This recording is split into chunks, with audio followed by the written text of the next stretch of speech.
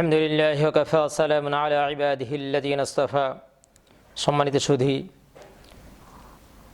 সমাজের দিকে তাকাইলে দেখা যায় একটি বিষয়, সে বিষয়টি হচ্ছে যারা দোয়ায়ে কুনুত জানে না তারা দোয়ায়ে কুনুতের পরিবর্তে সূরা ইখলাস 3 বার পড়ে থাকেন। এই বিষয়টি অনেকের মুখেই শোনা যায় যে দোয়া কুনুত যদি জানা না থাকে সেই ক্ষেত্রে 3 বার সূরা ইখলাস পড়লে আদায় হয়ে যাবে, অর্থাৎ বিতের নামাজ সহিশুদ্ধ হয়ে যাবে। যেহেতু সেই ব্যক্তি দোয়ায়ে কুনুত পারে না, সেই হিসাবে দোয়ায়ে কুনুতের পরিবর্তে সেই ব্যক্তি সূরা ইখলাস 3 বার পড়লে আদায় হয়ে যাবে। আসলে ভাই, এই কথাটি কে বা কারা বলেছে এটার কোনো প্রমাণ নেই। হাদিসে আছে কিনা, মাসআলার কিতাবের মধ্যে আছে কিনা সেটি দেখার বিষয় নেই। দেখা যায় অনেকেই এমন বলে ফেলেন, না জেনেই বলে ফেলেন যে তুমি যেহেতু দোয়ায়ে কুনুতটা পারো না, অতএব 3 বার সূরা ইখলাস পড়লে তোমার বিতের নামাজের দোয়ায়ে কুনুতের পরিবর্তে এটি আদায় হয়ে যাবে। আসলে ভাই, শরীয়ত কিন্তু মন গড়ার কোনো বিষয় নয়। শরীয়তে মন গড়া কোনো আমল চলবে না। যদি শরীয়ত কোরআন হাদিসের আলোকে সেটি থাকে, ফুকাহে কেরামগণ সাপোর্ট করে থাকেন, তাহলে এটিকে আমল হিসেবে গ্রহণ করা যাবে, নচেত সেই বিষয়টা পরিত্যাজ্য।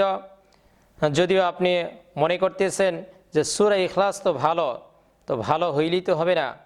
সম্মানিত সুধী, আসলে দোয়ায়ে কুনুত একটি দোয়া, আল্লাহুম্মা ইন্না নাস্তাঈনুকা, এটিও একটি দোয়ায়ে কুনুত, এবং এই কুনুতটাই বেশি পড়া হয়।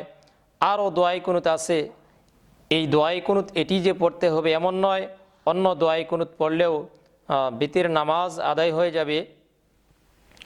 কিন্তু কোনো অবস্থাতেই দোয়ায়ে কুনুতের পরিবর্তে একটি দোয়ার পরিবর্তে সূরা ইখলাস পড়লে আদায় হবে না। কারণ দোয়ায়ে কুনুতের মধ্যে তো বিভিন্ন রকমের দোয়া প্রার্থনা করা হচ্ছে, আর সূরা ইখলাসের মধ্যে তো কোনো দোয়া নেই। আসলে এই বিষয়টি কীভাবে মানুষ বলে থাকে একটি চিন্তা ভাবনাও করে না যে এটির সাথে কোনো মিল নেই। যার সাথে কোনো মিল নেই সেই অমিল একটা বিষয়, অর্থাৎ দোয়ায়ের সাথে সূরা ইখলাসের কোনো মিল নেই। তাহলে কিভাবে এটি আদায় হবে? অবশ্যই আদায় হবে না। মাসআলার কিতাবের মধ্যে যা পাওয়া যায় যে দোয়ায়ে কুনুতের পরিবর্তে কোনো আল্লাহর বান্দা যেই পর্যন্ত দোয়ায়ে কুনুত শিখতে না পারবে সে শিখতে চেষ্টা করবে, আর বাকি দিনগুলি অর্থাৎ শেখার আগ পর্যন্ত সে অন্য একটি দোয়া পড়তে থাকবে। দোয়ায়ে কুনুতের পরিবর্তে অন্য একটি দোয়া পড়বে, যেমন রব্বানা আতিনা ফিদ দুনিয়া হাসানাতাও ওয়া ফিল আখিরাতি হাসানাতাও ওয়া কিনা আযাবান নার, এই দোয়াটিও পড়া যেতে পারে। রব্বানা যালামনা আনফুসানা, এই দোয়াটিও পড়া যেতে পারে।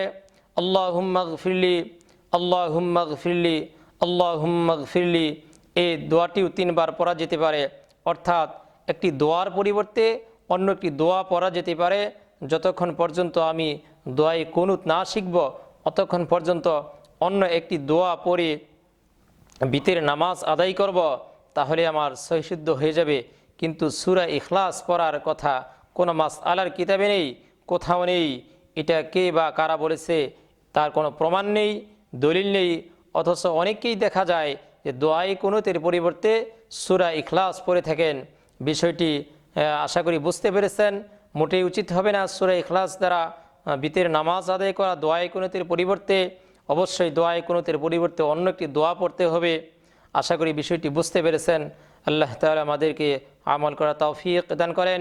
ওয়া আখিরু দাওয়ানা আনিল হামদুলিল্লাহি রাব্বিল আলামিন। আসসালামু আলাইকুম ওয়া রাহমাতুল্লাহি ওয়া বারাকাতুহু।